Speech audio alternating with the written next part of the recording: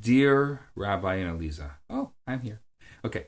A lot of people say that it's not okay to see someone and right away feel by analyzing quickly certain attributes about them that you like and feel that they are the one for you. Is this correct? This is what my instinct tells me. I'm sorry, there's language in here that bothers me. I don't think this is a native English speaker because a lot of this is spelled wrong. Okay. That helps if I actually said it properly, it would sound. Fine. I got it. A little Latina. Okay, fine. Yeah. Okay, no, because to feel it was like a think. Okay. Yeah. Okay. Should I say that again? No, but can you just summarize it without the real question? Can you give me the basically the this baseline? Person is analyzing them at first sight. That's what's happening. Yeah. Quick, like spot judgment. They're the spot judgment. They walk in the room, they sit down, they look at you, and they go, and they like size you up. They're sizing you up. There was some kind of study that I saw recently that said that you have a 1/10 of a second to make a first impression. I know, right? A 10th. No. I want to like turn on my timer and I want to feel a 1/10 of a second. No, that was more than a 1/10 of a second. I know. Wow. Yeah. Okay, and what's the question though? If not no, this person is sizing people up. Is that acceptable? Is it not acceptable? Is it okay? And I think it's a really great question. The story of love at first sight. The story of first impressions and first impressions only impression. Okay, it's not whether it's okay or not okay. I think what it is normal. I think for some people it is more instinctual, or maybe it's a part of a personality.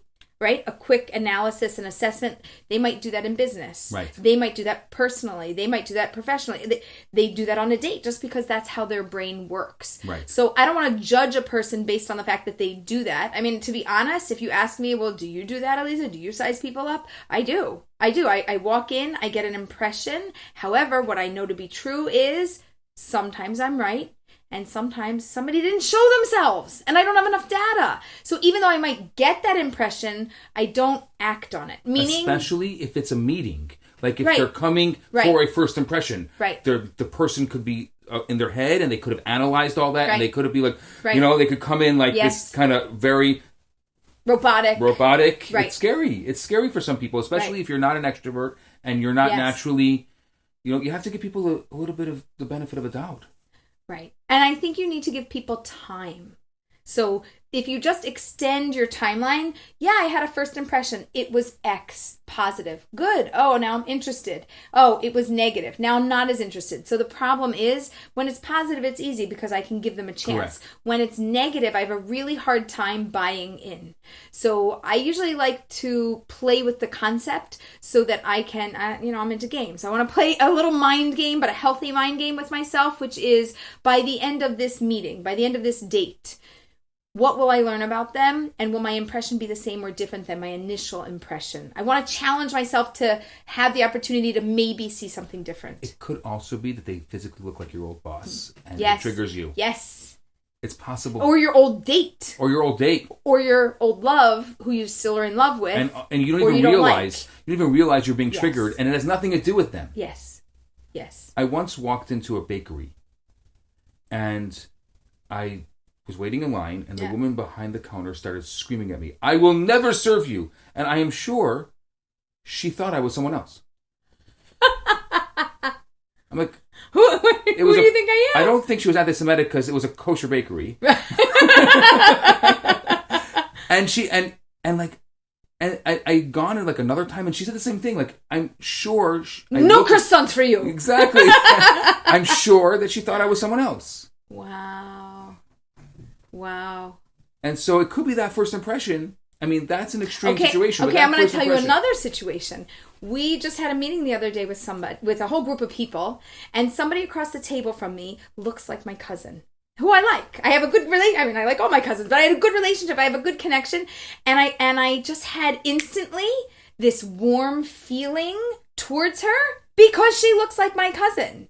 And the whole time I'm looking around the room and I'm having a conversation, and every time I pass her, I'm like, oh, she looks like my cousin. Oh, like I had a little warm feeling about her. I don't know her. I don't know who she is. I don't have any connection to her. More than anybody in the room, I felt connected to her because of that.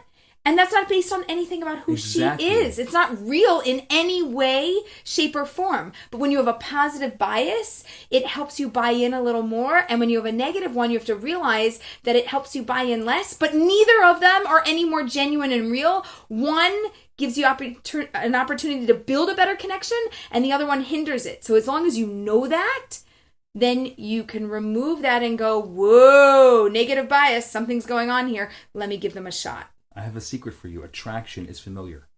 Ooh. Ooh.